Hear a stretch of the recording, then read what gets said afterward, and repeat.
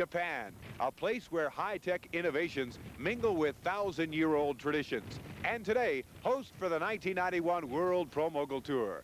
Konnichiwa, Sapporo Nihone Yokoso. Hi, everybody, and welcome to Sapporo, Japan, where East meets West in a hallmark contest of professional mogul skiing. Today, the best mogul skiers from Europe, the United States, and Japan will go one-on-one in the land of the rising sun. We're at Tieni Highland Ski Area, site of the 1972 Winter Olympics, on the slalom course. And today, some very unique conditions. It is spring, but the wind is blowing in off the Sea of Japan, and the course is very firm this morning. That'll mean great speed down the course, but a very firm landing early on. As the day progresses and the temperatures warm into the 40s, it'll become slushy, slowing the speeds, offering a much softer landing for the aerial maneuvers. But what is the key to victory today is the skier that's best able to acclimate himself to the ever-changing conditions. And we'll find out which skier that is when we return for the World Pro Mogul Tour in Japan.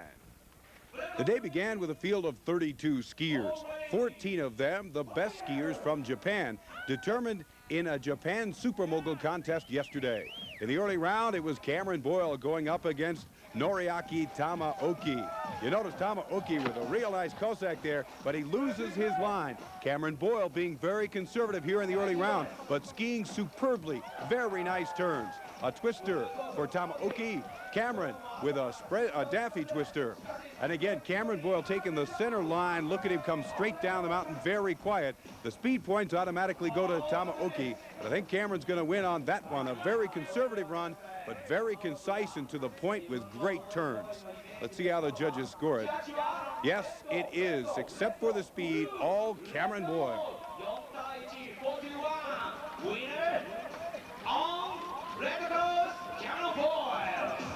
Will not compete today. And now Scott Gardner and Cameron Boyle in the round of 16. Gardner on the red course, Cameron Boyle on the blue. And Cameron having a beautiful run during that steep top section. Nice big air by both of them as they come off of that jump at the same time.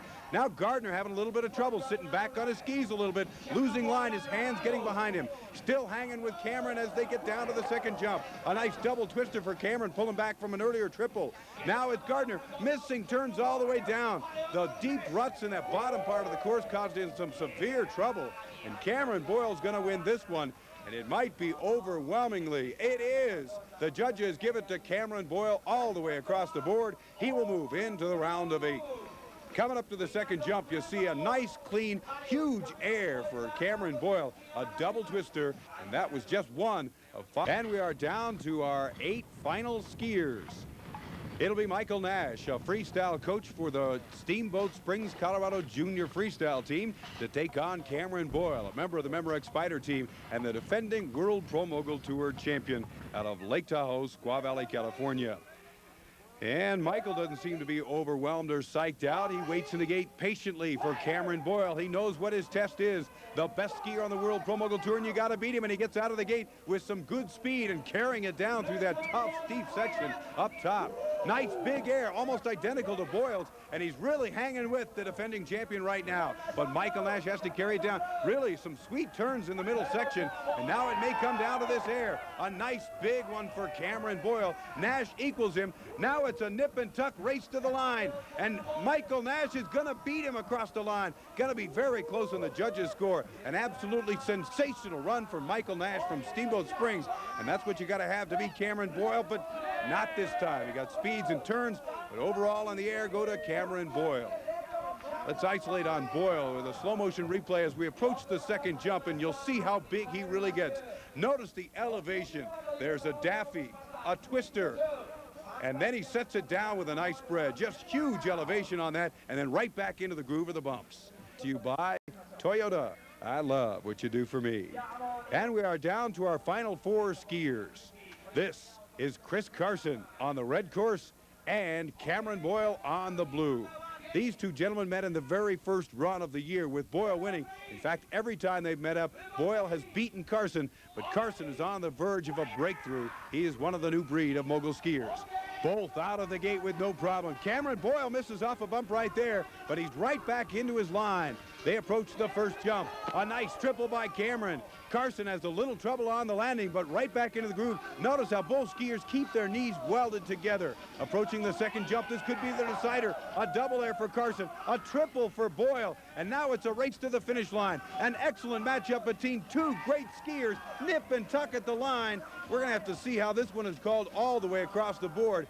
Chris Carson knows it's a great run for him, but the judges scored closely. Cameron Boyle, the winner. Our next matchup, a pair of sensational skiers, Dave Hill from Boyle, Colorado versus Scott Rawls, who will be on the blue course. Rawls, known as the Banana Man. He took a 1.5-year hiatus from the tour, came back with a flurry this year to win one event so far. And up against Hill, he has to carry great speed. Hill very strong. A little jump turn there on the top for Dave Hill, but some great air off of that first jump. He's got to carry speed, and you got to beat Rawls with turns because he will throw some big air. Coming off the second jump, the bat scratcher. Oh, and Hill has some trouble. Gets on that inside line. That's washboard all the way down, and it causes him some trouble. He's missing turns all the way.